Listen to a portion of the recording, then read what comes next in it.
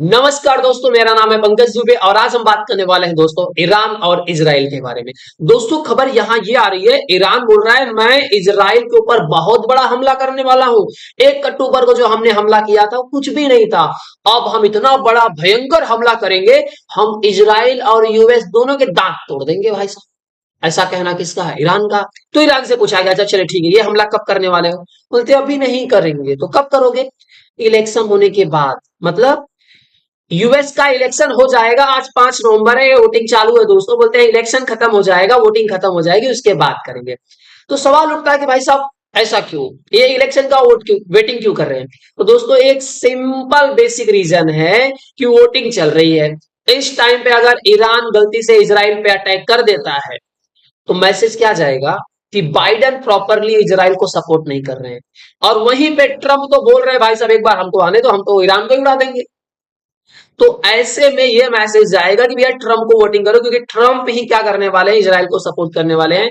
और आप अमेरिका में जानते हो कि यहूदियों का कितना बड़ा कंट्रोल है। तो ऐसे में ये सोच रहे नहीं, इलेक्शन खत्म हो जाए उसके बाद। और इलेक्शन खत्म होने के बाद अगर ट्रंप आ गए तो ईरान के लिए और बड़ी प्रॉब्लम क्रिएट हो जाएगी दोस्तों यहाँ पे। तो चलिए डिटेल में देखते हैं कि ये खमनेई चचा क्या बोलना चाहते हैं। खमनेई चचा बीमार उमार थे, पहले बीच में बता आई थी, खबर आई थी। तो जब बीमार थे इन्होंने बोला था कि हम युद्ध को बढ़ाना नहीं चाहते हैं, पीछे भी नहीं हटना चाहते हैं।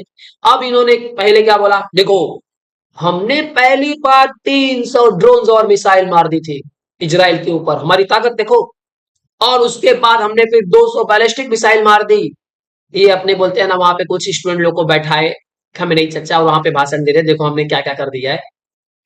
अब ये बोल रहे हैं कि अब जो हमला होगा वो बहुत भयंकर हमला होगा। इन्होंने बोला कि देखिए, जब इसराइल ने ईरान के ऊपर अटैक किया उसमें हमारे 4 सोल्जर्स मर गए, उसमें मिलिट्री साइड पे तुमने अटैक कर दिया, अब हम उसका बदला लेंगे। अब इन्होंने बड़ी बड़ी बातें बोल दी। इसराइल F-16 F-35 लेकर के चढ़ गया, यहां से इसराइल से ईरान में आया, इनके टेरिटरी में घुसा और बोलते हैं ना मिलिट्री साइट्स को उड़ाया और निकल लिया यहां से। अब ये बोल रहे हैं हम बदला लेंगे। अमेरिका ने पहले ही वार्निंग दे दी, भैया ऐसा कुछ करने के चक्कर में मत पड़ना, क्योंकि एक बार तो हमने इसराइल को रोक रखा था, अब नहीं रुकने वाला है इसराइल।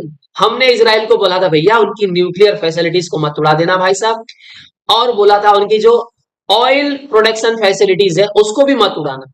अब यहाँ पे अगर तुम फिर से कुछ कांड करते हो तो तुम्हारा nuclear facilities, oil production facilities दोनों उड़ा देगा कौन? इसराइल। तो हम कुछ नहीं कर पाएंगे। अब यहाँ पे देखो, इसराइल भी बोलते हैं तुम तैनाती में है।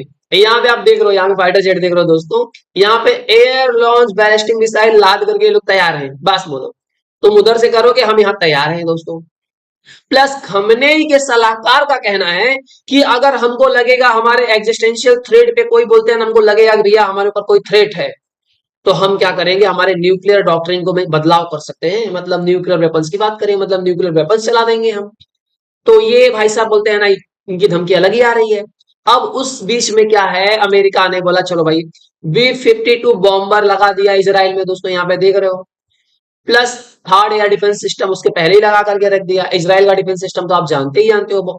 अब उसके साथ ही साथ में अमेरिका ने एडिशनल मिलिट्री मेजर्स भी देखे हैं वहां पे। इन्होंने डिप्लॉय कर दिया destroyer, fighter squadron, refuelling aircraft, long range 52 bomber जो मैंने ऑलरेडी बताया। तो इस तरह से अमेरिका बोलते हैं ना वहां पे डिप्लॉइंग कर रहा है कि ताकि ईरान कोई गलती ना करे, अटैक अटैक ना करे। अब यहाँ पे देखो खमेनेई चचा का क्या कहना था, हम क्या करेंगे, इजराइल और ईरान के दांत तोड़ देंगे। यहाँ पे बच्चों बच्चों को बैठाया, बोला सुनो देखो हम कितने महान हैं, हम ये कर देंगे। और खमेनेई चचा ने बोला कि देखो, इन्होंने धमकी उमकी दी, बोला कि ये देखो जो ईरान अरे इजराइल है और यूएसए है, इनको हम क्रशिंग रेस्पॉन्स देंगे, एकदम रगड़ देंगे, दांत तोड़ देंगे।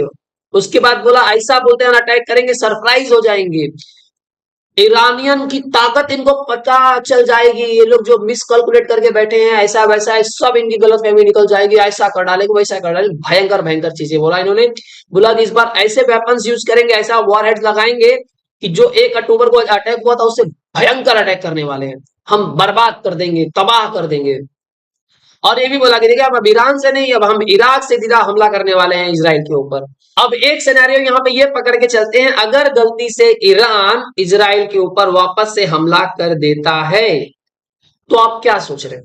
इजराइल चुप बैठेगा और इजराइल वापस से आएगा, इनकी मिलिट्री साइट्स को उड़ा करके चला जाएगा? नहीं। अगर इन्होंने ईरान ने इजराइल पे इस बार अटैक किया तो इजराइल, इसके पहले तो लोग 100 फाइटर जेट्स लेकर के आए थे, अब पता नहीं क्या क्या लेकर के आएंगे और कहां कहां फोड़ फाड़ के जाएंगे। और ईरान के लिए प्रॉब्लम और क्रिएट हो गई, अगर हो सकती है अगर ट्रम्प जीत करके आ जाएंगे, हालांकि उनके चांसेस ज्यादा बताए जा रहे हैं कि भाई साहब ट्रम्प जीत करके ट्रम्प प्रेसिडेंट बन सकते हैं अमेरिका के।